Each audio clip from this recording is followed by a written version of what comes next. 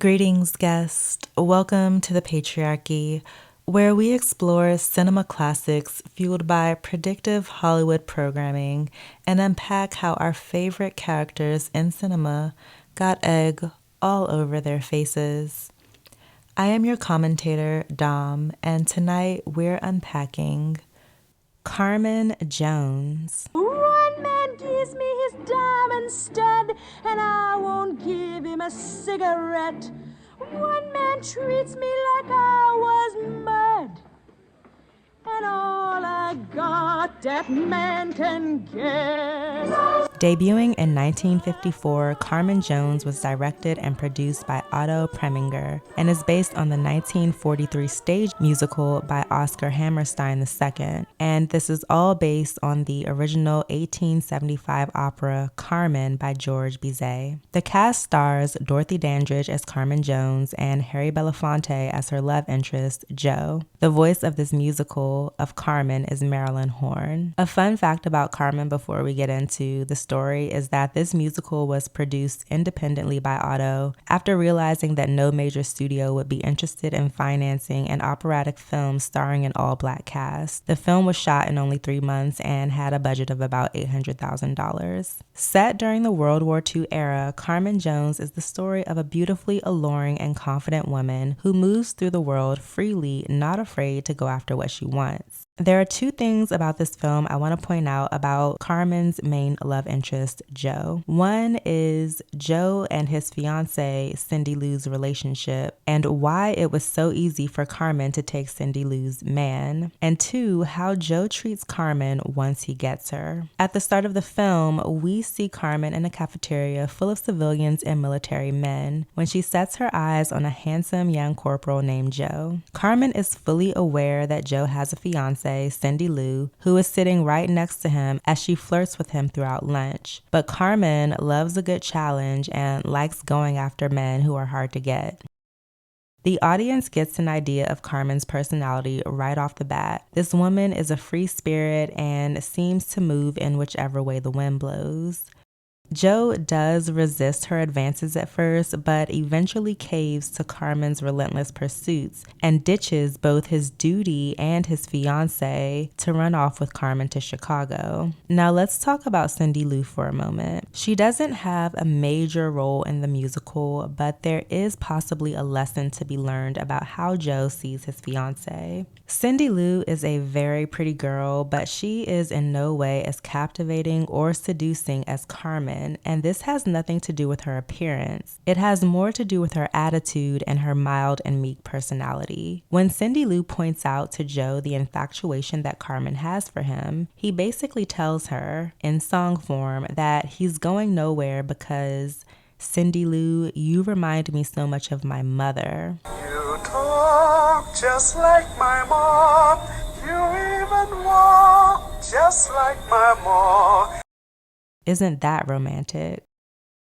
And Cindy Lou is astonishingly pleased and proud to hear this. Sure, Joe loves Cindy Lou, but I think the lesson in this is that if a man says that you remind him of his mom, and we can really extend this to any family member, sister, aunt, grandma, I think it's safe to say that he may be into you because you feel safe, you feel familial, you feel comforting, but not because he has some passionate romantic spark for you. And as soon as a siren seductress like Carmen stakes her claim in him, as soon as he succumbs to that rush of excitement and adventure of being with the unknown that another woman can offer him, your days might be numbered. So back to the story. Joe runs off with Carmen to Chicago, which, by the way, Carmen was invited to Chicago by another man, a wealthy boxer named Husky Miller, and Joe has to lay low because he's on the run and likely facing jail time over assaulting his superior in a jealous rage over Carmen.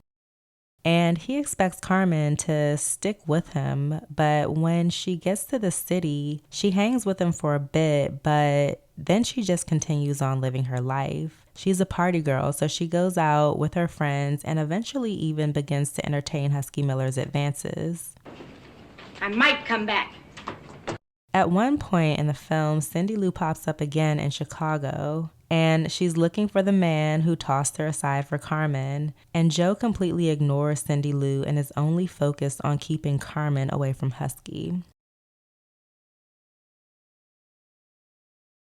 At this point, Carmen leaves Cindy Lou with some very good advice, and that was to go back home and find someone that's worthy of you. Because if another woman can so easily seduce and take your man like that, he wasn't really your man.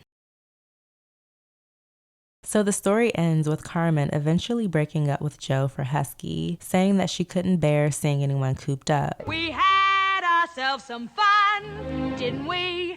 And now it's done. And Joe strangles her to death after realizing that she's moved on and that he's lost her for good. So here's the second point that I wanted to make about this musical: the entitlement of Joe. Carmen was upfront about who she was. She never hid or pretended to be something that she's not. Joe was fully aware of Carmen's impulsive and free-spirited nature. She's extremely fickle, and this carefree yet capricious personality is what keeps Joe, once he has her, fighting to contain her. When he had her, he tried to change her, to turn her into something that she's not, and that's someone who's content on being stationary. I don't account to no man. You're accounting to me. I love you. That gives me the That'll right give you to... no right to own me. And when Carmen not only pushed back, but moved on to someone who was better suited for her lifestyle, he took her life. I don't feel bad for Joe. He did the exact same thing to his fiancée, Cindy Lou. Tossed her aside as soon as what he perceived to be a better deal came along. Joe ditched his better suited for him, safe and stable fiance for a free-spirited, life's a party, let's move with the wind type girl. And then he tried to take said girl and put shackles on her. It's a very tragic story. If you haven't seen this film, it's an amazing watch and listen with some amazing pieces of music throughout. Drop your favorite song from this title down below, and do you think that Carmen was wrong for ditching Joe once they got to Chicago? Share your thoughts in the comment section. And if you've enjoyed this video, please like, share, and subscribe for more content. Signing off now, your friend, Dom.